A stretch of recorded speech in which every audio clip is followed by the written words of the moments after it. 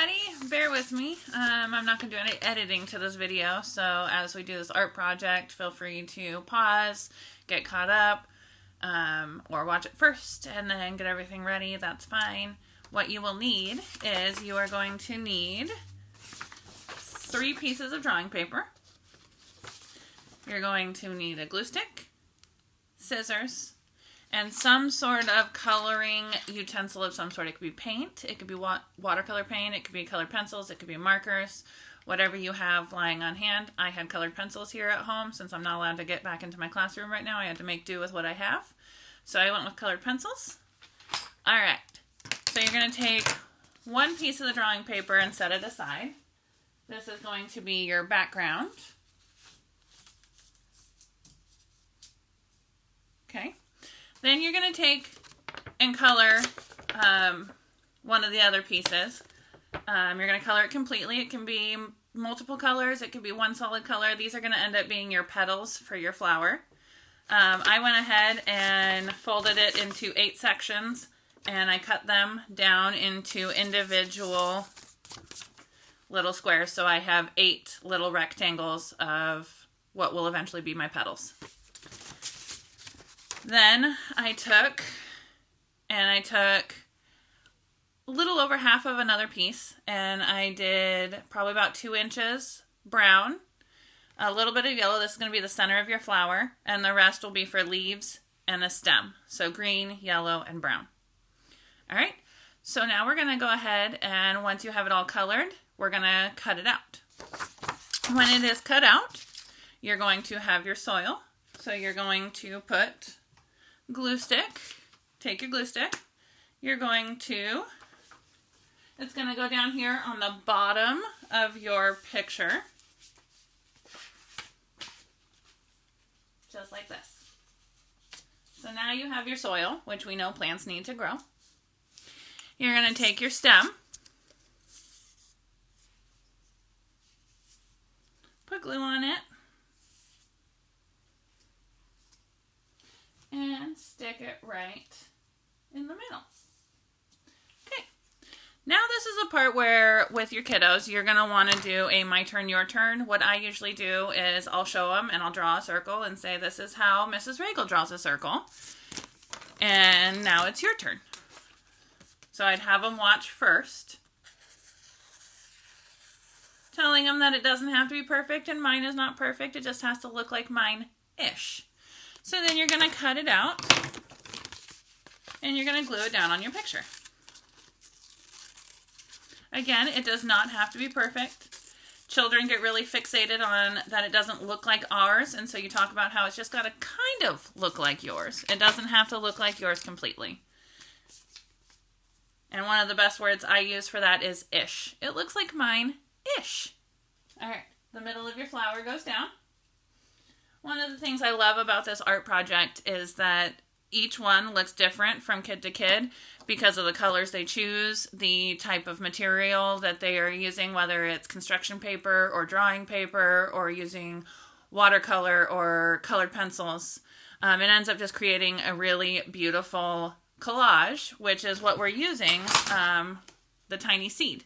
Carle paints his own paper and cuts them out and creates every single picture you see in the book out of painted paper. And so that's where this art project comes from. All right, so now we need to do the leaves. I have a little.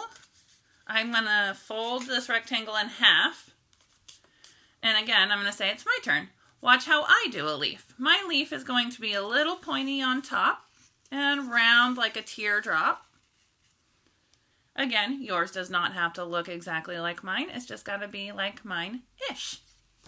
All right, we're going to go ahead and cut that guy out. If you leave it folded together, your kiddos only have to cut 1 time. Okay? And if they hold it close and they cut both folded pieces together, when they're done, they're going to have 2 leaves. Thank you again for bearing with me. This is the first time I've done an art project like this with no editing. All right, so you're going to have 2 leaves now, and you're going to glue them down.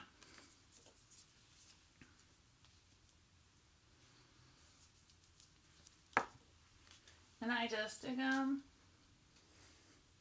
on the stem. All right, now we're coming to the petals.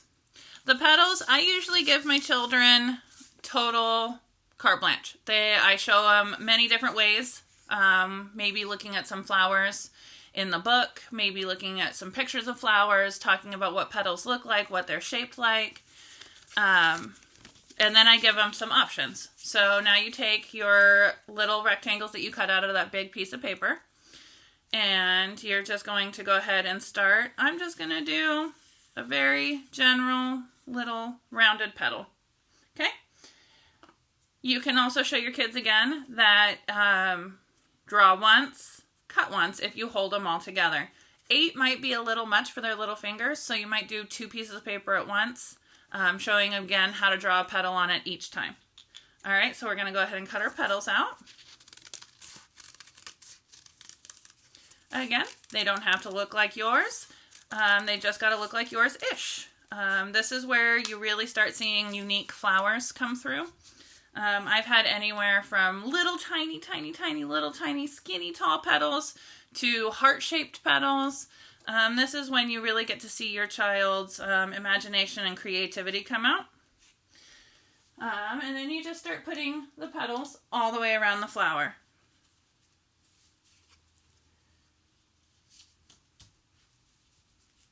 Now, if I wanted to extend this project to do a deeper level of thinking, I would then, after it's done, I would talk to my kiddos about what it is like, what a diagram is, and then I would label the parts of the flowers. You can get string or yarn to add roots on the bottom.